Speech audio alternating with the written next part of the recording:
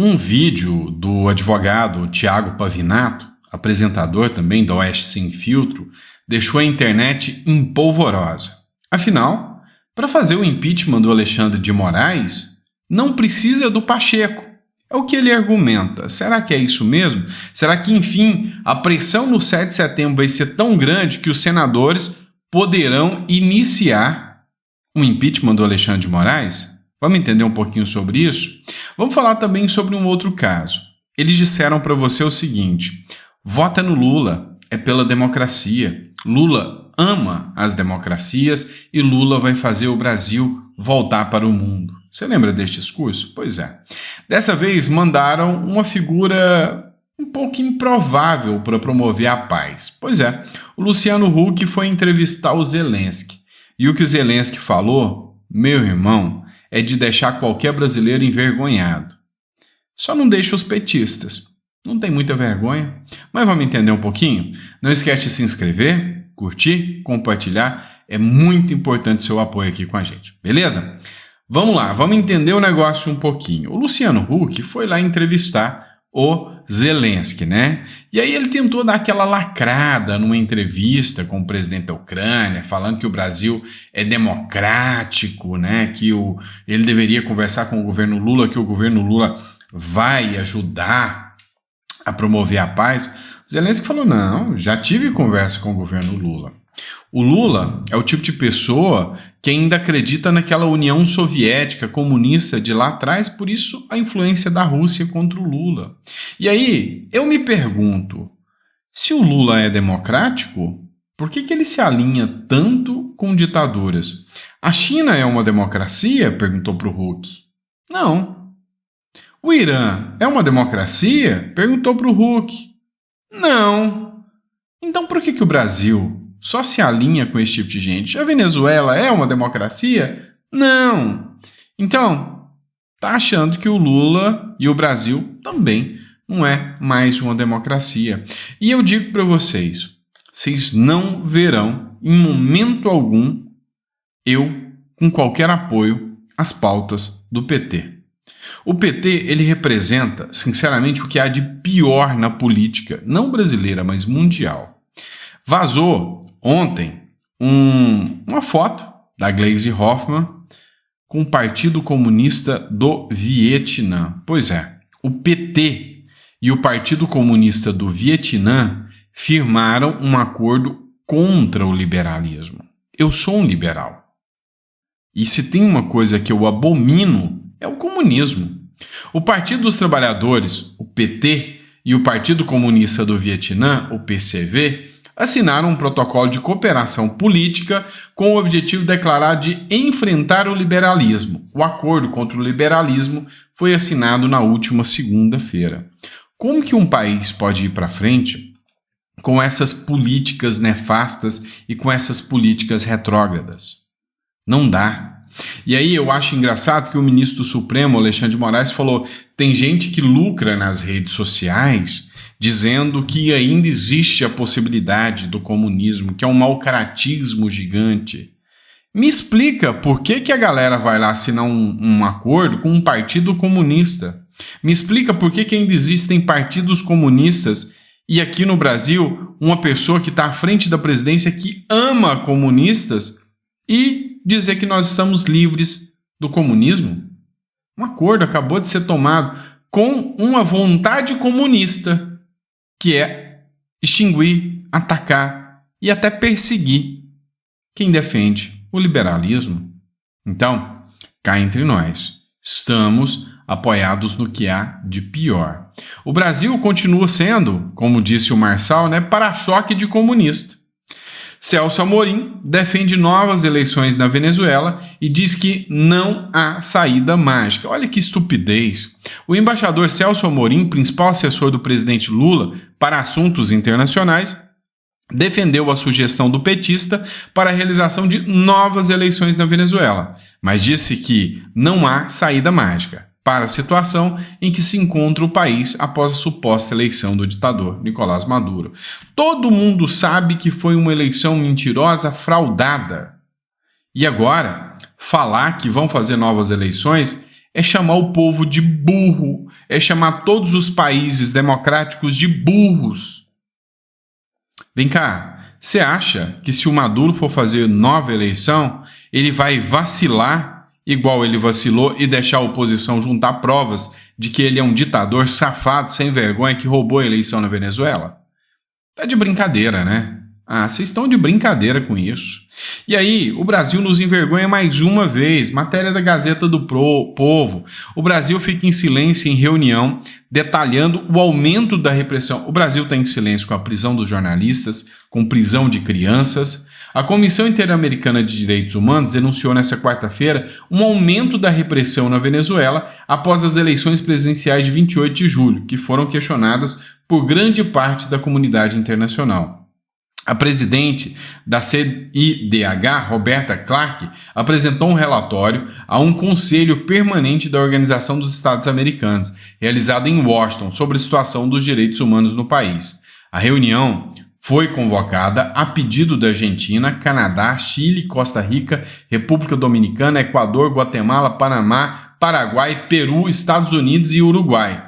Clark denunciou nesse relatório que a repressão ocorrida após as eleições presidenciais, nas quais Nicolás Maduro foi proclamado vencedor pelas autoridades eleitorais chavistas, reflete padrões já observados nos protestos de 2014 e 2017. Ou seja, repressões altíssimas, prisão de criança, morte de pessoas, prisão de jornalistas, prisão de opositores políticos, sequestros, e o Brasil caladinho. Vamos falar nada. E sabe, a gente está indo nesse caminho absoluto, do absolutismo, né? Vamos dizer assim, autoritarismo, em que pessoas têm todo o seu poder ali focado em figuras que estão extrapolando a lei. E uma das pautas que é um anseio de grande parte da população é o pedido de impeachment do Alexandre de Moraes. E todo mundo falando, olha, a culpa é do Pacheco. Só que o Pavinato, doutor Pavinato, que ele é jurista, ele deu uma balada na estrutura. Ele falou o seguinte, olha, não precisa do Pacheco não. Nesse vídeo, Pavinato deixa claro que é possível o impeachment de ministros do STF sem precisar do Pacheco. O Vinícius Carrion falou o seguinte, se realmente não é necessário a figura do Pacheco para pautar impeachments de ministros do Supremo Tribunal Federal, o que nossos senadores estão esperando? Algum advogado poderia confirmar o entendimento do Pavinato, se ele está correto? Pessoal, e como as pessoas pediram, eu vou fazer a análise disso aqui e vou dar o meu parecer jurídico aqui sobre isso. O vídeo do Pavinato é esse aqui. Eu vou colocar para vocês aqui agora. Vale muito a pena ouvir porque é uma tese boa, mas eu vou colocar a outra versão da tese. O Pacheco não tem poder de nada num processo de impeachment do STF. Aí eu me pergunto, 81 senadores não sabem ler? E a maioria dos jornalistas não sabem isso. Não sabem. Já vi isso com colegas daqui, do Jornal o Globo, do Estadão, da Folha. Eles replicam um argumento falso, uma fake news, que é o Pacheco é que tem que aceitar a denúncia de impeachment. Não tem! Essa confusão maldosa que fazem é para confundir com o processo de impeachment de presidente da República. Lá na Câmara dos Deputados, o artigo 218 do Regimento Interno da Câmara diz que o presidente avalia se tem cabimento ou não fazer a leitura. No Senado isso não acontece. O Pacheco não tem poder de nada num processo de impeachment do STF. Aí eu me pergunto, 81 senadores não sabem ler? A instauração do processo pelo Senado se dá por deliberação da maioria, a partir de parecer elaborado por comissão especial. Enquanto a instauração na Câmara dá pelo presidente, que faz o juízo de admissibilidade, no Senado tem que ser votado pelos 81. É por isso que protocolou, tem que ler na próxima sessão e instaurar uma comissão para fazer um parecer e votar em 10 dias. É a maioria que faz o juízo de admissibilidade. Não pode a mesa do Senado rejeitar sumariamente a denúncia. Não pode. Não pode, em hipótese alguma. 4. Todas as votações são abertas. Nominais. Não tem como ter votação secreta. No silêncio da Constituição, da Lei 1079 e do regimento interno, não é admissível que o presidente altere o rito por analogia. Então o presidente do Senado não pode alterar o rito por analogia com o regimento interno da Câmara. E por fim, o preceito constitucional não fala em analisar a instauração ou recebimento de uma denúncia, mas sim em processar. Ou seja, o Senado ele processa e julga. Então não tem essa do presidente da casa fazer o juízo de admissibilidade. Então, em resumo, o regimento interno do Senado não dá à presidência do Senado o poder de realizar privativamente, sem prazo, como na Câmara, o juízo de admissibilidade do pedido. O Senado não pode aplicar um procedimento do regimento interno da Câmara, em analogia. O próprio regimento interno do Senado, é isso que é o mais interessante, ele repete os dispositivos da Lei 1079. Ou seja, protocolou a denúncia, ela tem que ser lida na próxima sessão, a instauração da comissão para análise tem que ser automática e essa comissão... Pessoal, vamos lá. Qual que é o meu posicionamento sobre isso aqui? É uma análise interessante, porque há uma aplicação analógica sobre o rito da presidência da República, de certa forma, há sim. Mas qual que é o entendimento predominante hoje, né? Esse é o posicionamento predominante. O posicionamento predominante é o seguinte: apresentação da denúncia. Qualquer cidadão pode, com base na Lei 10.079, fazer a apresentação. Eu fiz um fichamento aqui para colocá-lo. Análise pelo presidente do Senado. Análise de viabilidade, né? É como se fosse um recurso, né? E aí eu tenho a análise de admissibilidade. Na análise de admissibilidade é que o Pacheco faz essa análise. Ao receber a denúncia, o presidente do Senado Federal é quem decide se aceita ou não a denúncia. A denúncia é o Pacheco que recebe.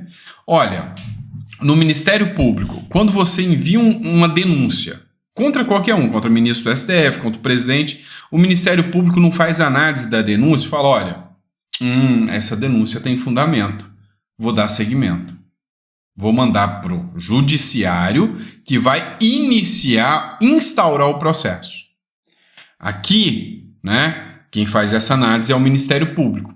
O Pacheco faz esse papel de Ministério Público. É o Pacheco que faz a análise, é errado ficar só na mão dele, mas é o Pacheco que faz a análise se há admissibilidade da denúncia ou não. Tá? É o Pacheco que faz. Depois que ele faz, ele manda para uma comissão que é instaurada para esse fim. Se ele falar sim, tem admissibilidade, aí sim a comissão tem que ser instaurada e faz o parecer. A própria comissão pode dar um parecer dizendo não tem fundamento.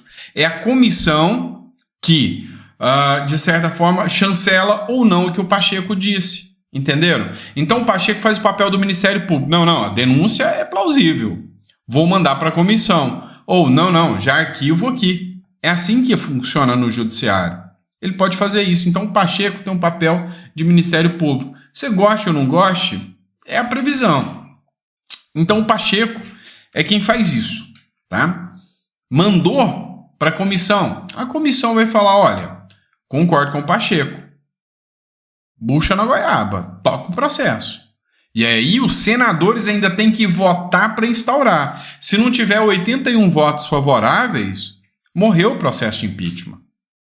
Se tiver 81 votos favoráveis, já com a decisão do Pacheco de admissibilidade e a decisão da comissão especial pela admissibilidade e a votação de 81, aí é que se instaura o processo, aí nasce o processo de impeachment. E aí começa o julgamento com o rito da Lei 10.079. Então, a minha interpretação é diferente da do Pavinato. Era a que eu queria trazer para vocês? Não! Eu queria que o povo pudesse começar os processos de impeachment. Mas não é assim que funciona. Então, assim, está na Constituição. E é lógico, os senadores têm assessoria jurídica, têm o pessoal, e a beleza do direito é essa, cada um tem um posicionamento. Não é o posicionamento que eu queria ter, para ser sincero, não. mas eu preciso me ater às leis. E aqui vocês pediram explicação. O Pacheco funciona como um Ministério Público. É dele a admissibilidade. O que o Pavinato está lendo é sobre a instauração, depois de todo esse processo de admissibilidade do Pacheco, da comissão, para votação, e aí sim o processo inicia, tá? Então, tem um rito antes de tudo isso, tá bom? Esse é o detalhe.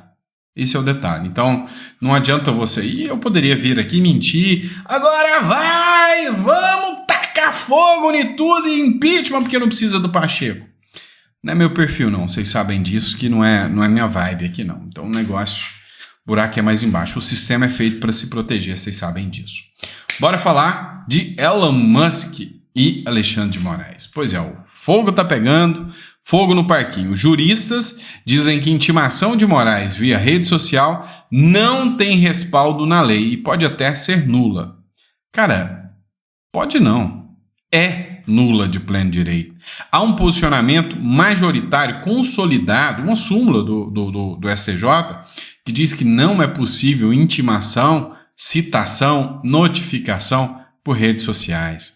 O bilionário Elon Musk, dono da rede social X, ironizou em seu perfil a decisão do ministro do Supremo Tribunal Federal, Alexandre de Moraes, que determinou a indicação de um novo representante jurídico da plataforma no Brasil. Musk utilizou uma imagem manipulada por inteligência artificial, comparando Moraes a vilões de filmes famosos das sagas Harry Potter e Star Wars. Pois é, a gente está vendo uma série de abusos legais, né? Então, hoje existem as regras imaginadas pelo Supremo Tribunal Federal.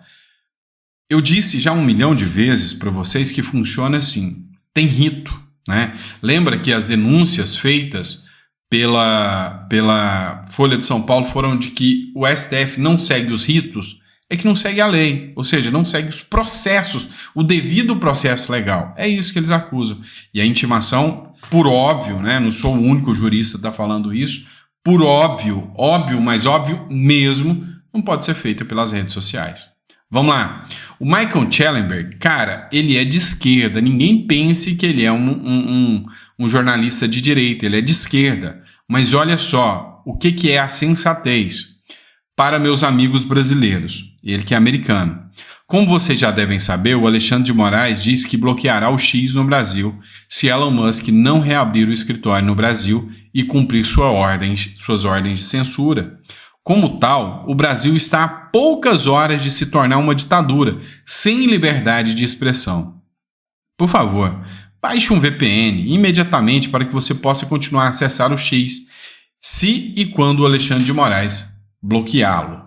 E aí ele conclui: estamos com vocês em sua luta contra o totalitarismo, estamos orando por vocês e estamos buscando maneiras de ficar com vocês em solidariedade, enquanto vocês resistem à queda do Brasil em uma ditadura totalitária. E saibam que, nesta hora sombria, o mundo inteiro está assistindo.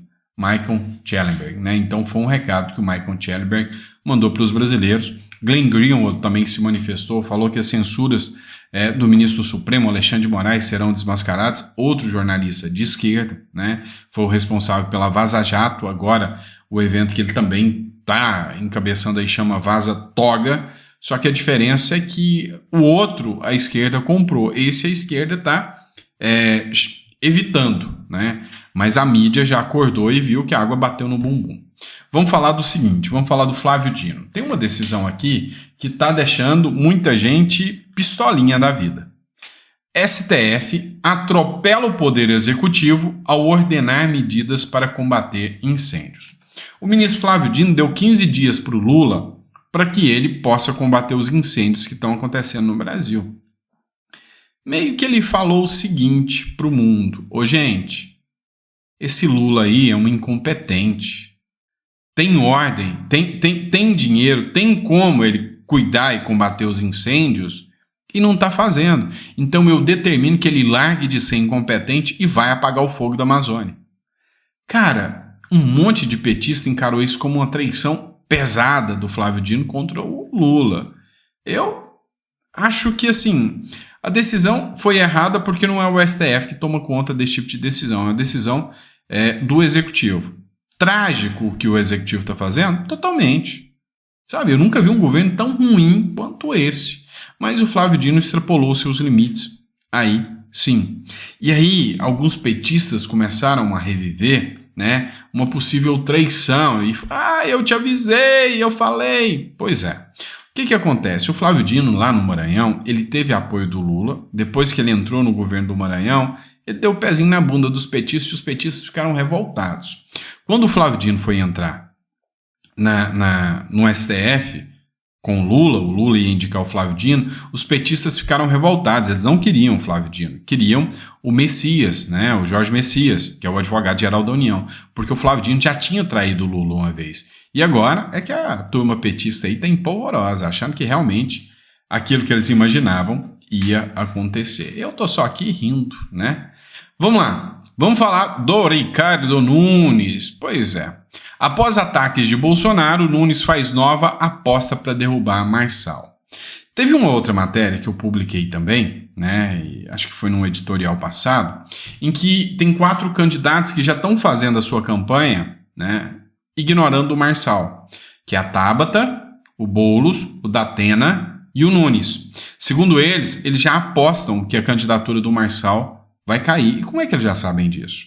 O Ricardo Nunes, na aposta para derrubar o Marçal agora, é que ele vai utilizar o tempo de TV, que ele tem o maior tempo de TV, para partir, né, para críticas ao Boulos, porque ele vai ignorar o Marçal, porque o Marçal não vai ser mais chamado para debates e a candidatura dele pode ser derrubada. É a aposta do Ricardo Nunes. E como é que ele sabe disso? E como é que ele já se alinhou tanto com a Tabata, o Boulos e o Datena nos discursos, hein? Pois é, muita coisa está sendo revelada. Outra matéria que revela também é do UOL. Servidores da Prefeitura de São Paulo são levados de ônibus a ato de Nunes. Pois é, o Nunes está usando a máquina pública, usando ônibus da Prefeitura para levar servidores para fazer campanha para ele. Não sou eu que estou denunciando, não, é o UOL. Então, assim, é nitidamente o mais o mesmo. Vocês estão vendo o Pablo Marçal ser atacado porque está usando dinheiro supostamente privado dele na campanha. Cara, o Boulos gastou quase 1 milhão num dia, num evento, com o Lula. É sério isso? Então, assim, o Brasil precisa mudar. E outra coisa, para aqueles que estão atacando o Pablo Marçal aí, o Pablo Marçal, lá em 2000 e botatinha, ele trabalhou numa empresa, então ele é ladrão. Vamos analisar as coisas um pouquinho, porque o Pablo Marçal também tem um princípio da inocência que ele não foi condenado, assim como o Nunes tem. Mas tem mais coisa envolvida. O Nunes tenta arquivar a investigação sobre máfia de creches e rebate a Polícia Federal. O Nunes é investigado por desvio de dinheiro em creches, né? Lembra até o Alckmin, não lembra não? A defesa do prefeito da capital e candidato à reeleição Ricardo Nunes pediu à Justiça o arquivamento da investigação da Polícia Federal que apura um possível envolvimento do MDBista na chamada máfia das creches na cidade. Responsável pelo inquérito que indiciou 111 suspeitos pelo pedido de continuidade de investigação do prefeito, no caso, o delegado Adalto Machado rebateu a manifestação da defesa de Nunes, listou, tá, gente? Uma série de suspeitas que ainda pairam sobre o MDBista, que recebeu depósitos de uma empresa acusado de desvio.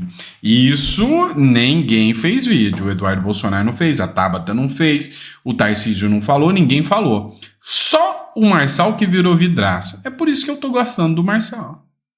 Simples assim. Mas se o Marçal fizer cagada também, da mesma forma que eu apoio o Tarcísio e mostro as cagadas, eu faço. Aqui você tem, sei lá se o que eu faço é jornalismo, se é palpiteiro, é canal de fofoca. Vamos lá. Aqui você tem a fofoca independente, fechou? Porque jornalista eu não sou. Mas tem gente que fala que eu tô melhor do que muito jornalista. E eu tô começando a acreditar nisso. Eu tô melhor do que muito jornalista. Pelo menos independente eu sou. Tá certo? Fechou, meu irmão? Obrigado por ter acompanhado a gente. E daqui a pouquinho a gente tá de volta pro nosso último editorial do dia. Abraço.